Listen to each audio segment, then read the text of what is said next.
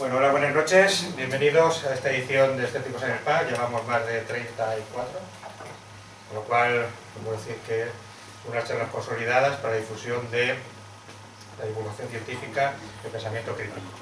La charla de hoy precisamente entronca con lo que es el espíritu de esta charla, es decir, sabemos, ya hemos visto en algunas otras charlas que tenemos sesgos cognitivos, sabemos que aunque se diga que el ser humano es racional, por desgracia somos bastante poco racionales, ¿no? Como dice el ponente del título de la charla, no venimos bien preparados de fábrica, y quién mejor para explicarlo que un docente que conoce de primera mano, cuando explica las cosas, lo difícil que es que la gente pues piense de una manera racional. Y esta es la charla que tenemos para hoy.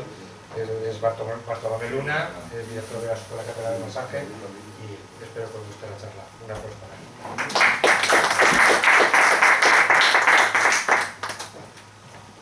Bueno, la charla de hoy va a ser un resumen de un tema que suelo explicar en el curso de quiromasaje, donde una cantidad de personas importantes son o bien creyentes en terapias alternativas o bien también creyentes o practicantes, ¿eh?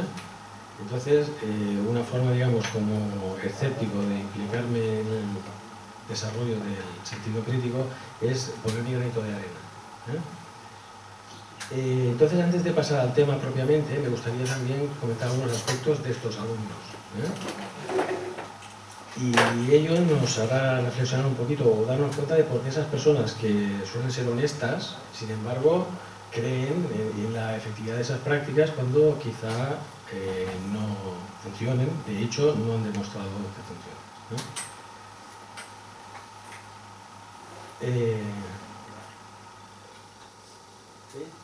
Por ejemplo, uno de los errores que pueden cometer es que no conocen que existen errores en la medicina. Un médico pues, puede ser muy honrado y tal, pero a veces pues, tiene un problema de diagnóstico, se equivoca, entonces esto puede hacer que los terapeutas alternativos se apunten un tanto cuando en realidad no les pertoca, ¿eh?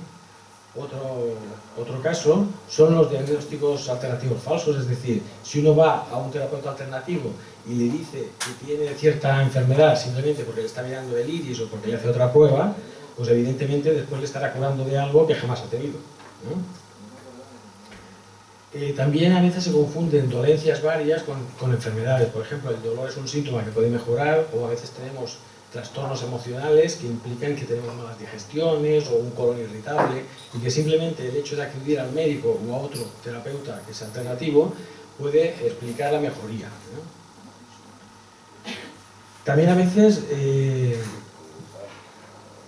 se desconoce el mecanismo supuesto y a veces la historia de estas terapias alternativas. Es decir, la gente, por ejemplo, pues cree que el Reiki es efectivo y desconoce que existe una creencia en energías universales y tal. No sabe que fue un monje que lo inventó y que alude a una revelación de Dios. O sea, que entonces, ¿cómo tiene que ver con la medicina esto, ¿no?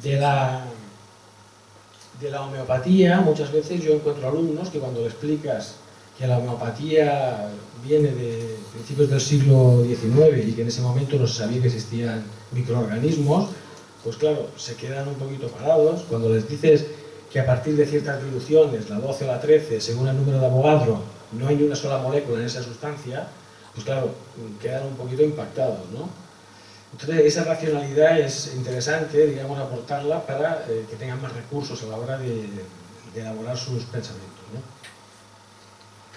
Por último, la quiropráctica, que también nació a finales del siglo, o sea, en 1895, con D. Palmer, también está basada, digamos, en una supuesta existencia de una energía innata que supuestamente cura el cuerpo y que circularía por la columna vertebral, y que si en un momento dado se quedara bloqueada una vértebra, pues desbloqueándola, teóricamente se podría volver a hacer que la salud se recobrara, ¿no?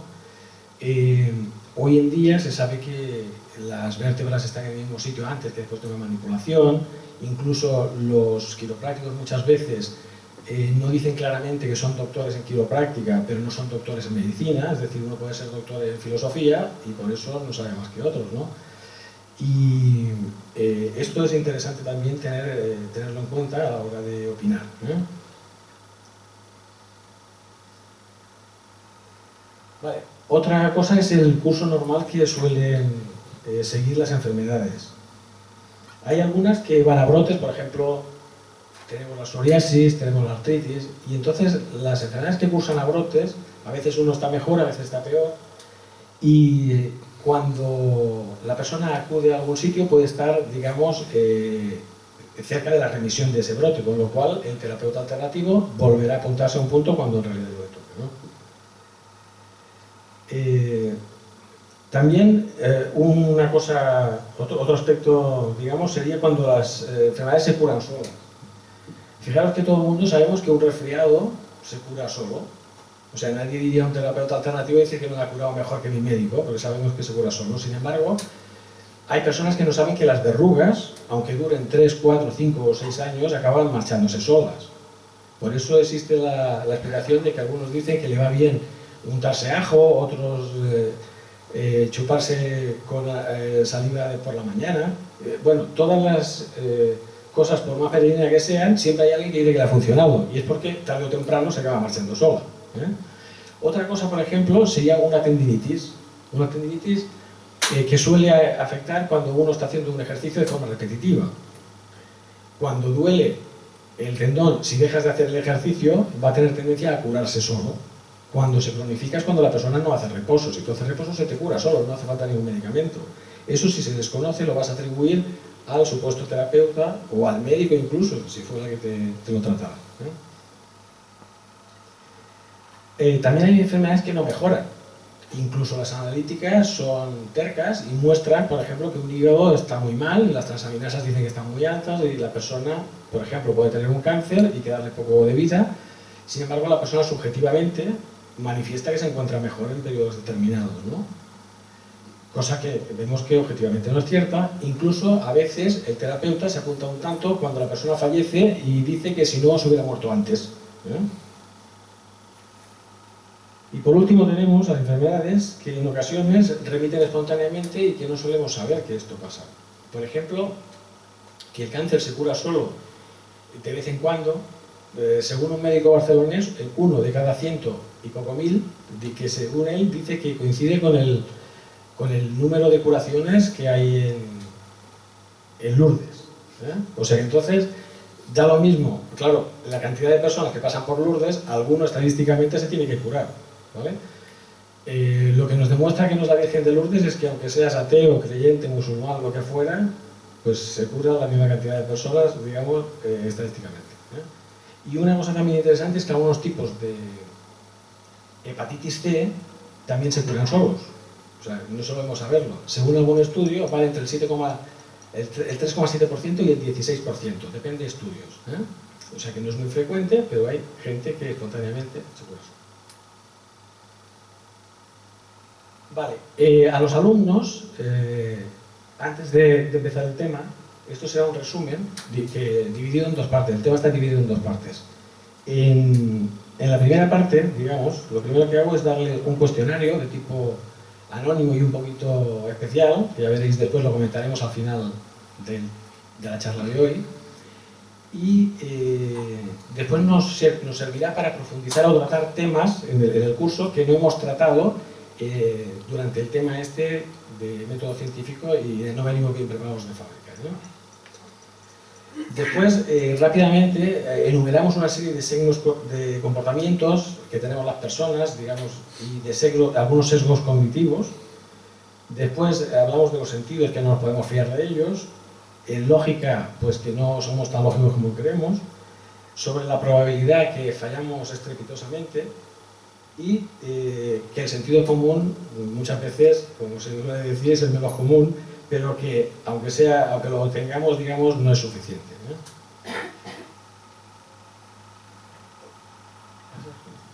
En la segunda parte del tema, pues entonces vemos y ya entramos en lo que es directamente el método científico, hablamos de qué es el método científico, explicamos algunas reglas del método científico y las fases del método científico. Y por último, comentamos ese cuestionario anónimo que nos permite pues, tocar una diversidad de temas enormes. Vale, no sé si se aprecia muy bien. No. ¿Estoy tapando? No. No sé si se aprecia muy bien, pero antes de empezar el tema, les suelo enseñar este dibujo a los alumnos. Y entonces les suelo preguntar qué ven. Si se ve lo suficientemente bien, supongo que la mayoría estará viendo una pareja, ¿verdad? Arriba. También podría ser tapando una botella, pero sobre todo la pareja abrazándose, ¿verdad?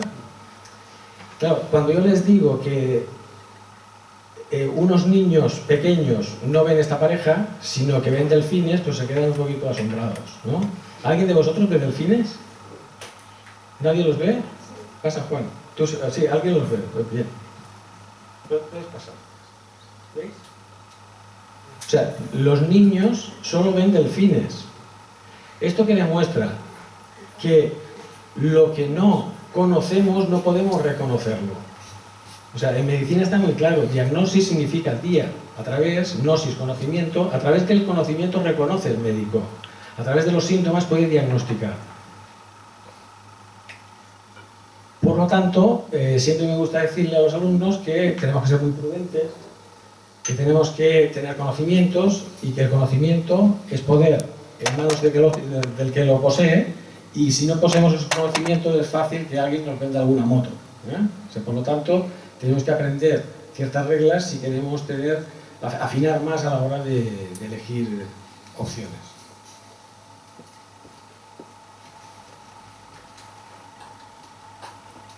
Vale. Entrando ya en el tema, como hemos dicho, pasaremos un poquito rápido porque ya veo que se ha dado el tema y seguro que se ha dado mucho mejor. El tema de los comportamientos y sesgos cognitivos. Bueno, en principio, digamos, enumerar unos poquitos, ¿no? Que nos cuesta vivir con la inseguridad. Es decir, que explicamos todo por defecto. No esperamos a tener datos y tal para enjuiciar bien y luego dar la solución, sino que, bueno, pues será esto, será lo otro. Cuando estamos muy angustiados, pues pedimos, oramos y tal. Antiguamente hacían sacrificios. También a ciertas edades solemos ser crédulos. No hace mucho salió un estudio que decía que las personas jóvenes y ancianas eran más crédulas, y no era por nada especial, sino porque el cerebro funcionaba ya diferente, o sea, antes de ciertas edades y cuando somos adultos. Después tenemos que la memoria nos falla y guardamos falsos recuerdos de algo que no ha pasado a veces, o recuerdos distorsionados que nos edulcoran la realidad, nos hace que nos veamos mejor, no tenemos que cambiar ciertas cosas, las acomodamos. Después, sabemos que nos falta voluntad. Todo el mundo lo sabemos, que cuando empieza el año nuevo me iré al gimnasio, dejaré de fumar, haré dieta, ¿no? Pues la verdad es que no es tan fácil, ¿no? También somos impacientes y queremos las cosas pronto, a corto. Eso nos hace que compremos un coche cuando no nos conviene y nos gastemos mucho dinero porque en la tarjeta de crédito no vemos que estamos gastando el dinero, o firmamos una hipoteca a 40 años y luego nos damos cuenta cuando llevamos 10 que aún nos quedan 30. Y por último, también ser conscientes de que tenemos tendencia con el diferente, o sea, al conflicto con el que es diferente. Si os fijáis, los de Villarriba contra los de Villabajo, si los de Madrid contra el Barça, que si los de una raza determinada los vemos extraños, y si es un punky o si es otro de otra tribu social, pues también. O sea, tenemos tendencia al conflicto con el diferente. Vale, entrando ya en los sentidos, vemos que, o sea, sabemos que los sentidos no son fiables.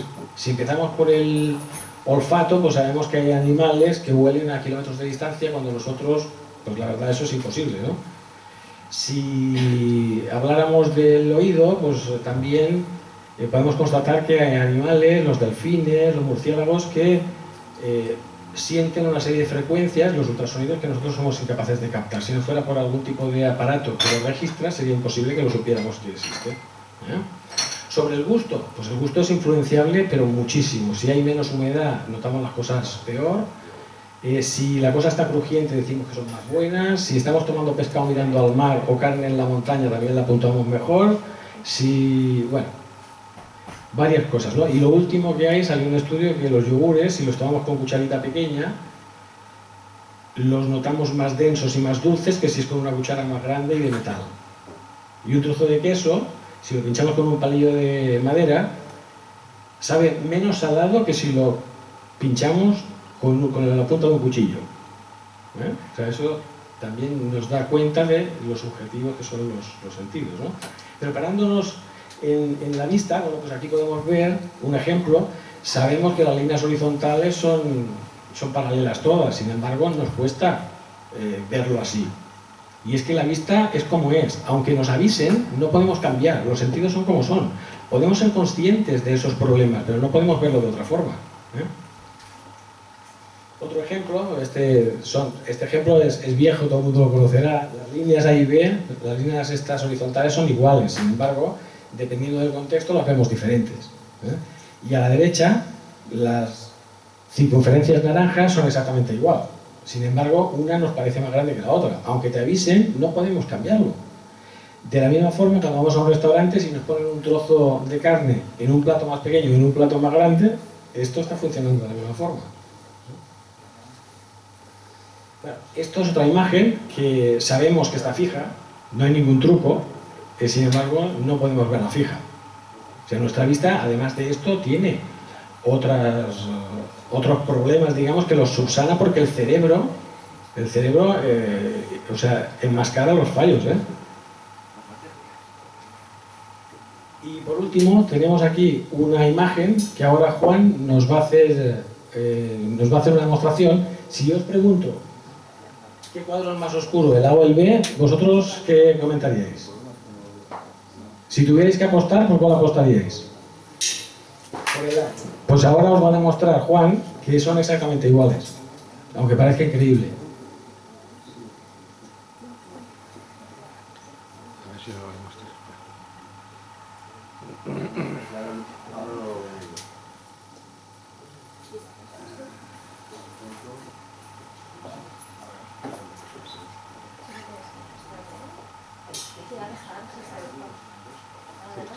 Ahora arrastrará la letra A hacia la B y entonces seremos conscientes de que son iguales.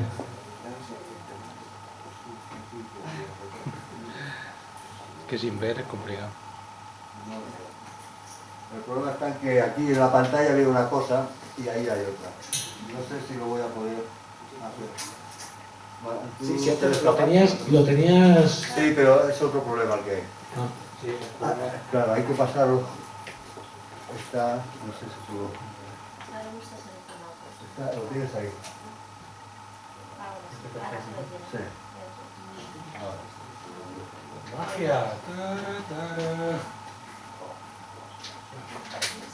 Parece increíble, ¿no? Lo sabemos, estamos avisados, pero vemos como vemos y por lo tanto no podemos hacer otra cosa, ¿no? Vale, y esto es todo sobre los sentidos. Ahora pasamos a la lógica. Bueno, sobre lógica, pues también podemos pensar que somos muy lógicos y tal, sin embargo, tampoco no somos tan lógicos como creemos ser.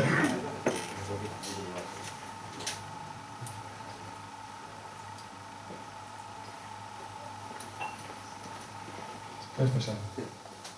Vale, por ejemplo, esto simplemente es un ejemplo para que veamos que la lógica formal no es lo que nosotros entendemos por una cosa lógica, ¿vale? Si uno no ha estudiado lógica formal, que mucha gente, por desgracia, no tiene esa posibilidad, si no hay otras personas que se lo acercamos, no lo entenderán, no lo sabrán nunca, ¿vale? Entonces, en este caso, tenemos un enunciado: si tengo hambre, señalado con P, entonces como, señalado con Q. Con esto realizamos una tabla de verdad y encontramos 4 posibilidades diferentes. En la primera, si tengo hambre y como, entonces es verdad. Si tengo hambre pero no como, entonces el enunciado es falso. Pero ¿qué pasa cuando no tengo hambre y como, o cuando no tengo hambre y no como? Pues que para la lógica formal eso también es verdad. Porque yo no he dicho nada de cuando no tengo hambre y como, o cuando no tengo hambre y como. ¿Entendéis? Solamente había afirmado una cosa, que era que cuando tengo hambre, como. Si tengo hambre, como. No sé si se entiende bien. Otra cosa de la lógica formal es que, como hablamos de la forma del enunciado y a veces no hay que ver lo que dice exactamente, fijaros que podríamos cambiar el enunciado por el demonio cuando tiene hambre come, y exactamente sería lo mismo, el mismo resultado. Y eso no quiere decir que el demonio exista, ¿entendéis? O sea, entonces, en la lógica formal, el enunciado no tiene gran importancia. Otra cosa importante que os voy a pedir que juguéis conmigo es si os preguntan, tenéis un problema de corazón y os dice el médico que tenéis el 10% de probabilidades de morir. Pensar si os operaríais o no.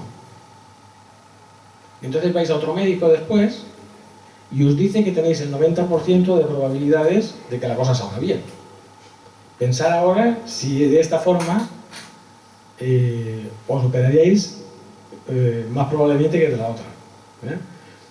Esto a la mayoría de personas sucede así, y es que la forma como muestras algo puede cambiar la decisión de las personas. De la misma forma, los que juegan a la lotería, si se les dice, en vez de que tienen una probabilidad entre 100.000 de ganar, se les dice que tienen 999.000, o sea, de perder, entonces normalmente no juegan, o mucha gente decide no jugar.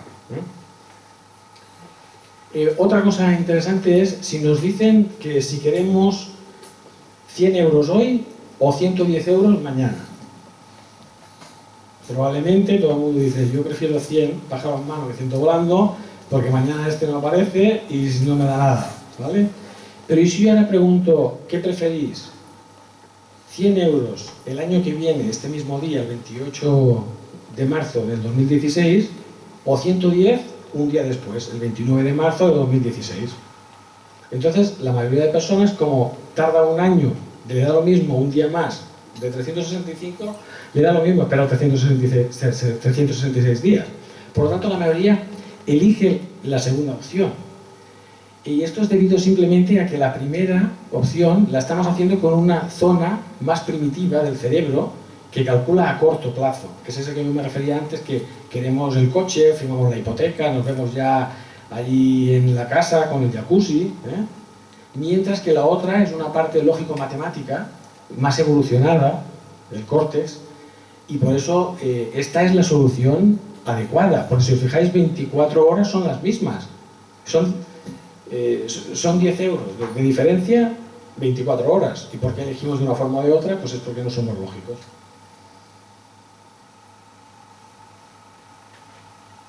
Bueno, ahora si hemos visto la lógica, en la probabilidad ya no digamos, la probabilidad es lo más antiintuitivo que existe.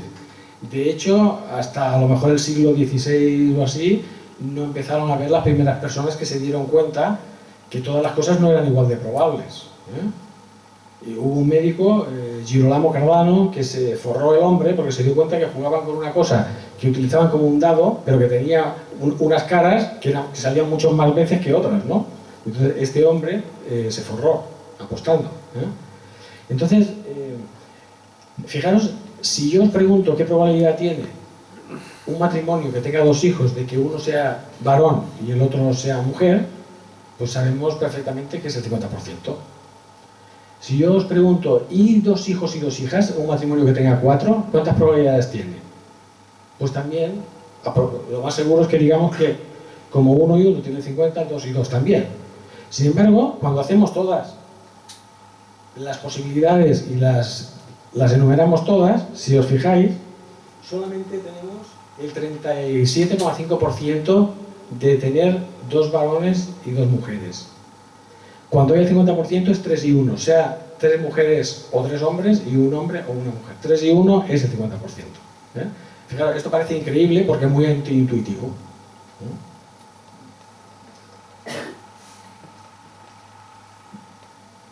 Y esto es otro juego, se llama el problema de Monty Hall, Y es un juego como el 1, 2, 3 que hacían aquí anteriormente, en la tele. Entonces el presentador le dice al concursante que debe elegir una de las 3 puertas. Imaginemos que en este caso una posee un coche, por detrás hay un coche y las otras 2 no tienen nada. Imaginemos que yo os digo a vosotros que cojáis una puerta y elegís la 1, ¿vale? Entonces yo como presentador quito la 3, abro la puerta, veis que no hay nada y entonces os digo, mira, ya sabéis que está en la que habéis elegido o en la otra, en la 1 o en la 2. Y os doy la oportunidad de quedaros con la que habéis cogido inicialmente o bien cambiar. Si os dan esa oportunidad, pensad vosotros qué haríais. Yo con los alumnos, como lo he hecho cientos de veces, pues la mayoría se queda con la del principio. Cambiar, cambiar. El que cambia tiene más probabilidades. Lo que pasa es que en principio esto no parece lógico. ¿Por qué? Porque al quedar 2 puertas igual, solemos pensar que tenemos el 50% cuando no es real. Veamos por qué. Cuando elegimos teníamos 3 puertas, por lo tanto teníamos un 33%. Y salvo que hagamos otra elección no podemos cambiar el porcentaje que elegimos la primera vez. Si en vez de 3 puertas hubiera 1 millón de puertas y hubiéramos elegido una, la probabilidad entre 1 millón de puertas de haber elegido la del coche es mínima, ¿verdad? Perderíamos en 999.000, menos en una que ganaríamos.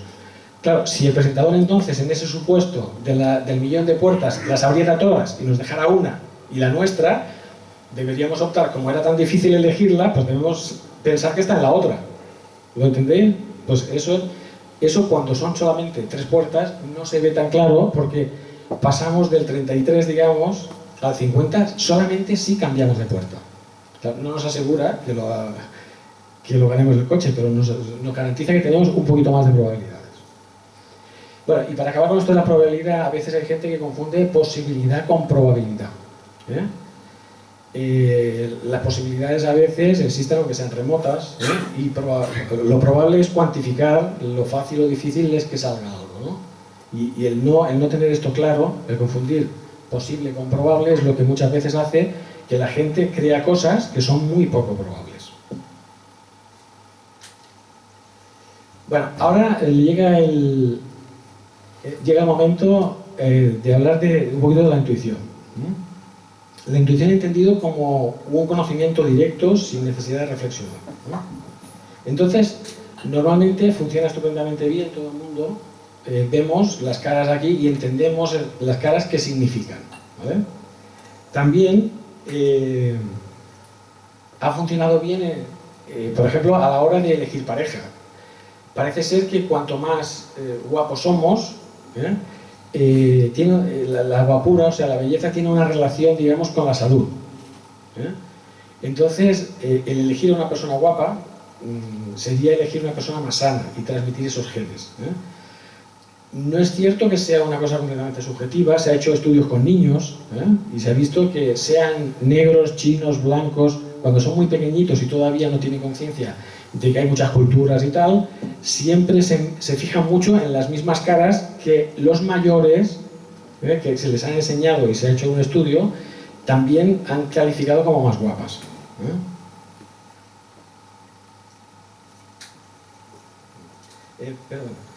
También nos ha preservado la intuición en épocas en que los humanos la racionalidad, digamos, no la utilizamos como ahora en la ciudad y en la oficina, sino que necesitábamos ver la cara de alguien que nos quería hacer daño para salir huyendo, o bien si se movía un matorral, pues si teníamos que saltar o subirnos a un árbol.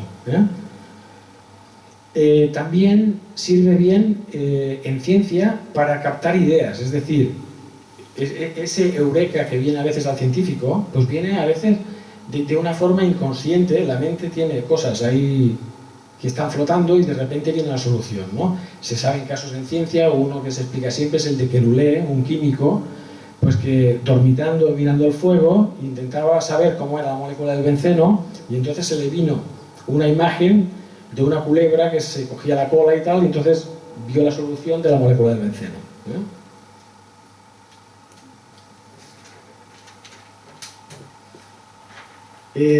Bueno, la intuición vemos que puede ser útil, sin embargo, puede fallar. ¿Cuándo falla? Pues por ejemplo en conceptos físicos como inercia, que si yo le doy un golpe a algo no se pare nunca. Si fuera en el espacio, pues antes la gente no sabía que había espacio, no sabía que la Tierra era esférica, y si aquí se para es porque hay un roce, pero si no hubiera roce, digamos, pues tendría que seguir hasta que una fuerza, digamos, lo parara, ¿no? La gravedad, por ejemplo, si yo cojo un transatlántico y lo subo a 60 metros de altura y una pluma y quito todo el aire al vacío y los dejo caer igual, pues caen exactamente en el mismo momento. Esto lo sabemos porque nos lo han explicado en el colegio, pero esto hasta Galileo no se sabía, y Aristóteles pues creía lo contrario. Es una cosa muy antiintuitiva, porque no hay vacío en la Tierra, se tiene que crear. Otras cosas, por ejemplo, la temperatura, ¿no? Decir que un iceberg contiene más calor que una olla de agua hirviendo, pues esto en principio podemos decir, y es porque confundimos algunas veces temperatura con calor, y entonces un iceberg, aunque esté a 0 grados, al hielo, aún hay 273 grados de calor. El cero absoluto está por debajo, digamos, de 273. Entonces hay una cantidad de calor, aunque nosotros sintamos frío, mayor que en una olla de agua hirviendo, aunque tenga una temperatura de 100 grados. También cuando inferimos, digamos, alguna relación de causalidad, pensamos que algo es causa de otra, pues puede fallar, y a menudo falla, como hemos visto antes, en las pseudomedicinas y tal, pero también falla muchas veces cuando yo en el curso pues a veces hablamos de lo que es un calambre y pregunto si alguien ha sufrido un calambre y qué hace cuando padece un calambre. Entonces, algunas personas han referido que cuando no saben qué hacer, les duele mucho, se levantan de la cama y ponen el pie en el suelo y con el frío del suelo les desaparece. Le están atribuyendo al frío del suelo lo que en realidad es un estiramiento, simplemente porque al ponerle el pie en el suelo se pone la musculatura estirada, porque se pone el pie a 90 grados y desaparece espontáneamente el calambre. Y luego ya no hablemos de cuando, por ejemplo, estamos perdiendo peso por una dieta y no sabemos que en el cuerpo tenemos, además de la grasa que nos interesa perder, tenemos músculo que no nos interesa perder, pero si bajamos muy rápidamente lo estaremos perdiendo, que perdemos agua cuando estamos gastando el glucógeno que tenemos almacenado en el cuerpo, que tenemos alrededor de medio kilo. Si nos hacen una dieta donde no comemos muchos hidratos de carbono, en una semana hemos consumido casi toda la reserva que tenemos, que tendría que estar para que no fluctúen los picos de glucosa a lo largo del día. Claro, por cada gramo de glucosa que quemamos en el cuerpo, que está disuelta en 3 gramos de agua, al final perdemos 4 gramos, con lo cual, si hemos perdido medio kilo de glucosa que tenemos en el cuerpo, el resultado en el peso son 2 kilos, pero 1,5 kilos es agua que recuperaremos cuando volvamos a comer hidrato de carbono. Y también cuando aumentamos de peso creyendo que lo hacemos todo igual, no somos conscientes que una desviación mínima de una lata de refresco en un año es el equivalente a casi 5 kilos de grasa. O sea, lo que son 3 sobres de azúcar que contiene un refresco, al cabo de un año son 4,5 kilos y casi 5 kilos de grasa. Por lo tanto, la intuición ha sido muy importante, ha sido necesaria en otros momentos, sin embargo ahora puede hacernos muy injustos, muy tendenciosos, sobre todo cuando tenemos miedo.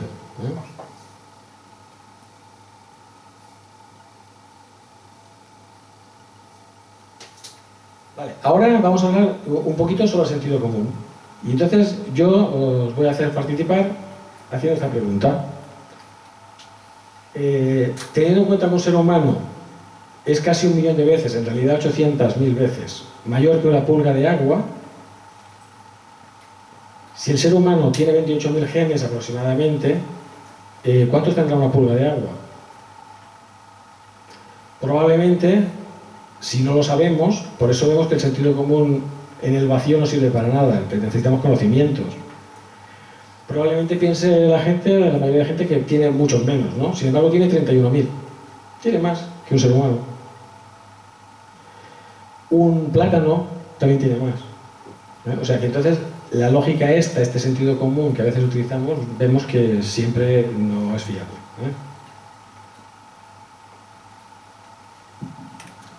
Algunos ejemplos más, por ejemplo que el cuerpo es un agregado de billones de células y que encima tenemos 10 veces más bacterias en el cuerpo y otras células que no nos pertenecen. O sea, entonces somos más otra cosa que nosotros mismos. Imaginemos los antiguos si le hubieran explicado que somos un agregado de células y hubieran pensado sobre el sentido del yo. Hubieran dicho, no, esto no puede ser, que yo soy un agregado de cosas diferentes que cada una vive por sí misma y que todas juntas me dan a mí esta capacidad de pensar.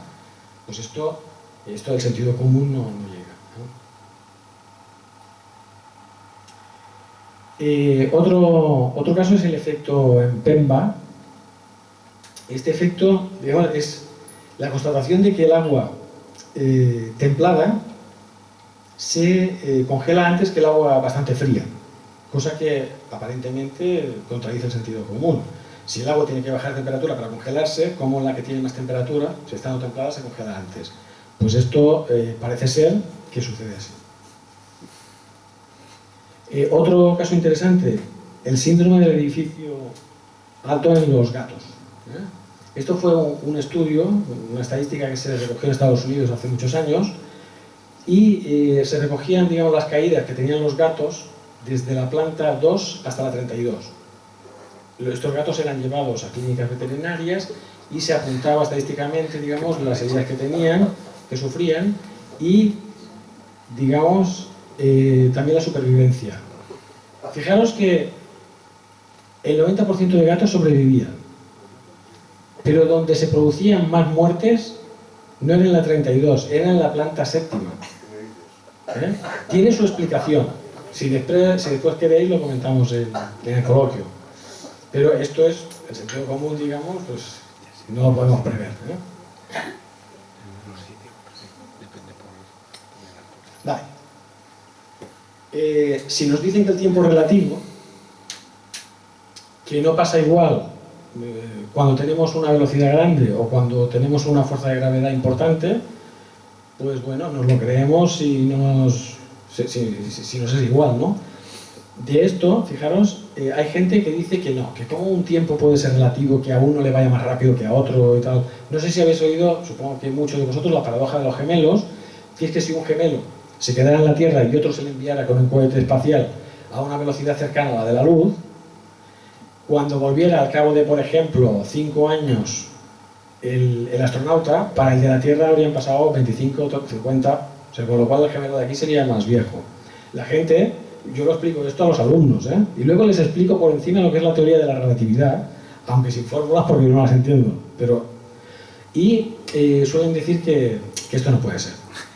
Digo, no es que no pueda ser, es que es un hecho y se está constatando diariamente en los aceleradores de partículas, porque una persona no la podemos enviar al espacio y acelerar, pero una partícula sí que la podemos acelerar a la velocidad de la luz y pasa exactamente eso, que una partícula que debe durar X tiempo dura mucho más cuando está en movimiento. Justamente lo que predice la fórmula de dilatación temporal, digamos, que se utiliza en la teoría de la relatividad de Einstein.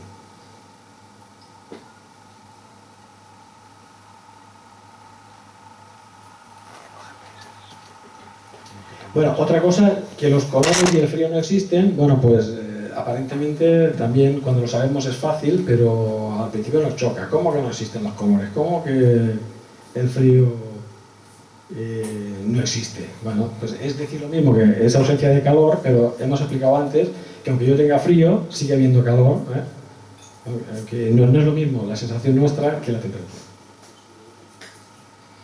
Otra cosa, la mayor parte del volumen de un objeto es vacío. Solamente una millonésima parte de la materia, que suele estar casi toda en el núcleo, salvo algún electrón que está a mucha distancia, pues que la materia, digamos, la mayor parte de la materia sea vacío, también a veces eso, pues el sentido común le repugna, ¿no? Otra cosa, cuando chocan dos objetos en realidad no se tocan. Entonces uno dice, vale, pues que te doy un puñetazo y verás.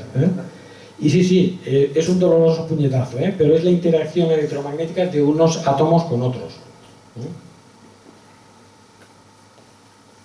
Y bueno, por último ya la física cuántica ya es alucinante. Ahí salen partículas de la nada, un fotón puede girar vertical y horizontalmente y se pueden entrelazar partículas con unas particularidades que imaginemos que dos partículas las entrelazamos, eso quiere decir que tienen, digamos, algo en común. Y imaginemos que, por decir un ejemplo, que tuvieran 5 números, del 1 al 5, y esta del 1 al 5. Una nos la quedamos nosotros y la otra la enviamos a la otra punta de la galaxia. Cuando aquí la paramos, y esta sale el número determinado, la otra, digamos, lo sabe automáticamente. Y si las hemos entrelazado de tal forma que la otra sea igual que esta, la otra será la misma. Y si cuando aquí tenía que salir el 1, allí tenía que salir el 3, pues saldría. O sea, lo detecta y no influye en la distancia. Fijaros, esto es magia. Podría estar en la otra punta del universo y probablemente pasa lo mismo. La única explicación que dan los científicos es que no saben cómo pasa, es que la realidad no es local, es más general.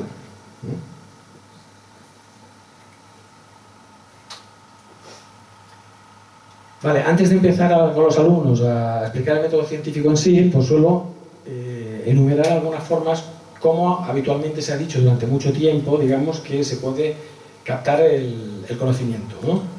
Y así tendríamos, por ejemplo, que se podría captar por revelación. Bueno, pues que los que son creyentes piensan que Dios les revela algún tipo de conocimiento y tal. Este tipo de conocimiento, como no es generalizable, no es estudiable y tal, pues la verdad es que, aunque existiera, pues no se puede tener muy en cuenta, ¿no? El principio de autoridad también es importante a la hora, si el profesor o el que tiene la autoridad es honesto y no te quiere hacer tendencioso, pues es interesante para ahorrarte tiempo. Pero luego siempre las personas son las que tienen que, con su sentido crítico, confirmar las cosas, ¿no? En el pasado se han visto que el principio de autoridad, digamos, ha sido nefasto.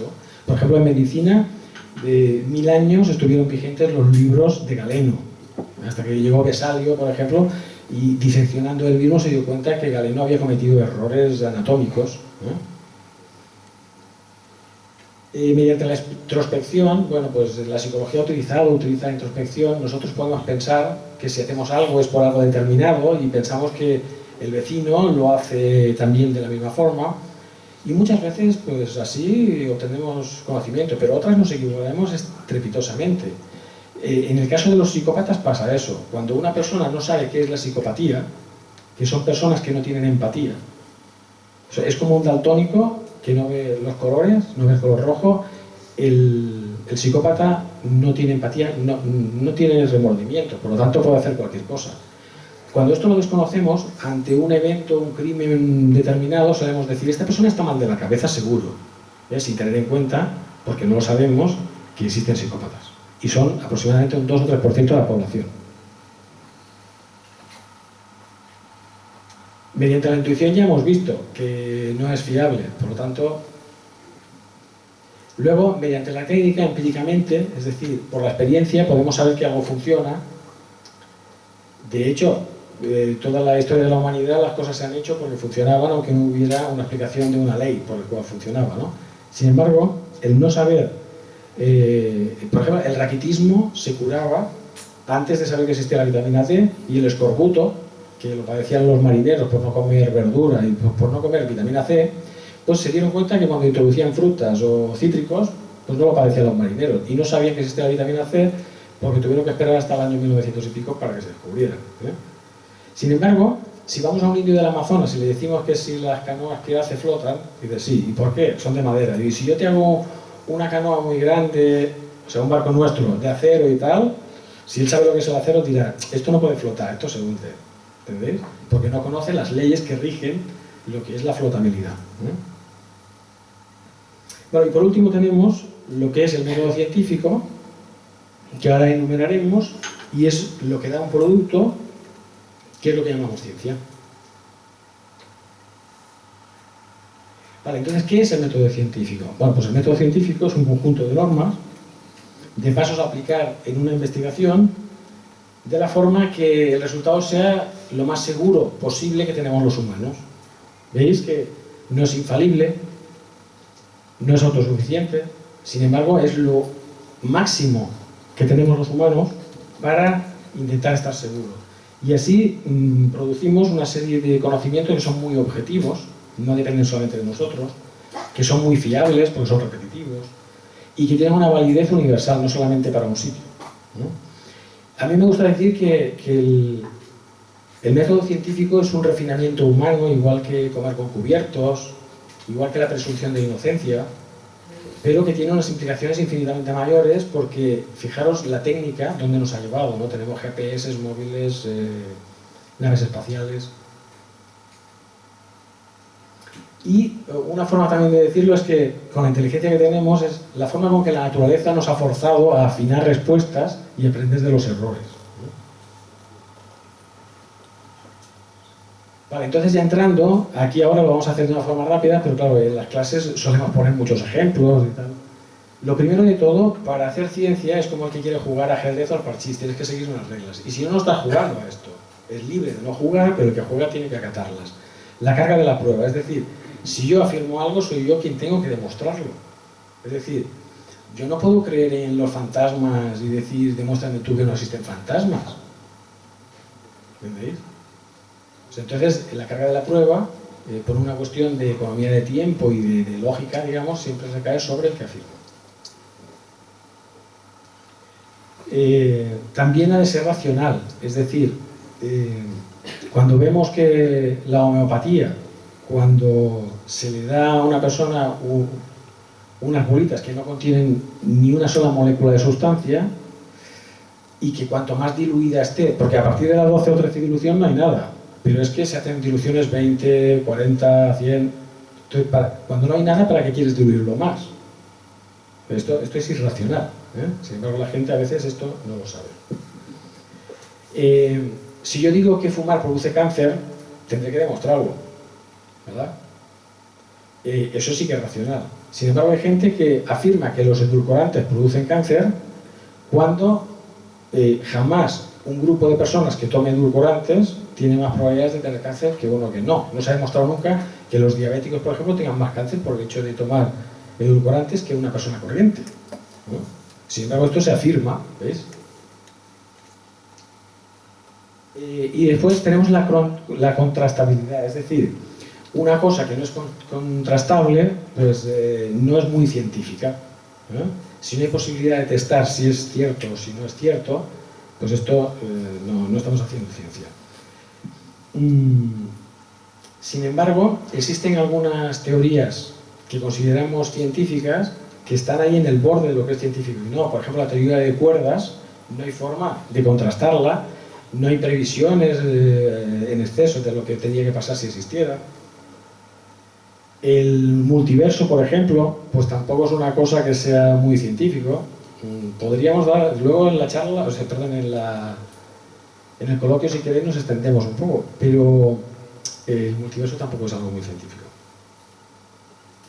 Vale, y por último, la reproducibilidad, es decir, una cosa que pasa una sola vez y no pasa nunca más, pues esto evidentemente no se puede hacer ciencia. Y si yo digo que a mí algo me va bien y no lo reproduzco de una forma determinada, pues la verdad es que esto tampoco es ciencia.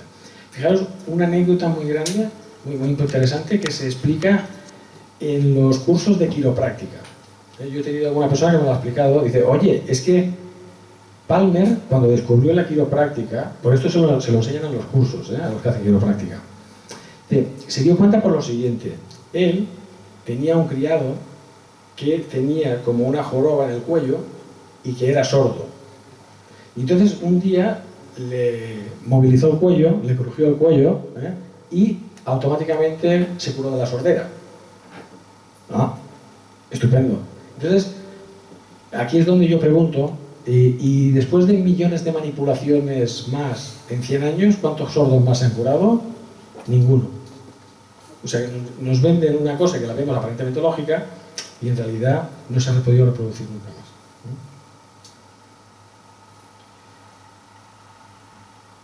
Bueno, y aquí entramos ya, digamos, en las fases del método científico. O sea, la primera fase, digamos, sería plantear un problema, pero un problema que exista realmente. Hemos dicho que no es un problema si aquí hay 2 fantasmas o 24. No hay forma de contrastarlo. Las energías universales estas del Reiki o esta serie de energías, no hay forma de abordarlas. Por lo tanto, esto no es científico. Es que puede que exista. Hombre, puede que exista, pero yo les hago un juego a los alumnos. Digo, invéntate tú un animal hipotético que no existe. Y me dicen un nombre determinado. Digo, ¿tú crees que existe? Y dice, no. pues verlo comentando por ahí y habrá uno que te dirá, puede que exista. ¿Entendéis? O sea, pues eso pasa así. Una vez que tenemos el problema este, que no tenemos solución, lo que hacemos es observar o experimentar en un laboratorio y hacer una recogida exhaustiva de datos con los cuales a lo mejor podemos llegar a formular una hipótesis, y esa hipótesis, en caso de ser cierta, digamos, podría dar explicación de ese fenómeno. Entonces, una vez que hemos recogido todos los datos, la ponemos a contrastación, y en la contrastación esta a veces es mediante una observación o mediante otra forma de ponerla en contrastación, pero nos va a salir que o sale verificada o se confirma, o bien sale refutada, se falsa. ¿Veis? La falsación, digamos, es muy importante en ciencia, porque poder estar verificando siempre, y en un momento dado falsas todo aquello que has creído durante toda tu vida. Eso puede pasar en un matrimonio, con la infidelidad, pero Bertrand Russell decía el ejemplo del pavo de Navidad, que decía, ostras, esta familia, el pavo si pudiera pensar, pensaría, esta familia es muy amable, me está cuidando aquí la mar de bien, claro, y esto lo están diciendo hasta el día de Navidad que van y te cortan el cuello. Vale, por último tenemos la conclusión que sacaríamos en esa investigación, y en algunos casos pues se llega a publicar en revistas científicas, etc. Vale, y hasta aquí digamos lo que sería el resumen de esa charla que yo le doy a los alumnos, y aquí entramos en el cuestionario, en lo que yo os comentaba antes. Fijaros, otra vez os voy a hacer partícipes. ¿Veis? Entre los países, entre las parejas de países, Afganistán, entre los países estos, Afganistán, Nigeria y Luxemburgo, debemos elegir una de las tres cifras. Intentad, por favor, vosotros. Fijaros que esto que han contestado antes de dar todo el tema, que son 2 días, a veces 3, esto está guardado y luego se lo dejo a un alumno, y el alumno este va enumerando todo lo que... O sea, la contestación de cada uno de los alumnos. Y yo voy apuntando la cifra que han dicho. Quedan un poquito... O sea, que quedan sorprendidos de ver que la mayoría de personas eligen, por ejemplo, en el caso del 30, 25 y 11, eligen el 25. No sé si alguno de vosotros lo ha elegido. En el caso de Nigeria, 80. Y en el caso de Luxemburgo, 5. Vale, si alguien de vosotros se siente identificado, le voy a dar la explicación. Cuando uno no sabe qué cifras hay, solemos pensar por defecto, este es muy grande, este es muy pequeño, me quedo con el del medio. ¿Entendéis? Funcionamos así, si no lo sabemos, caemos.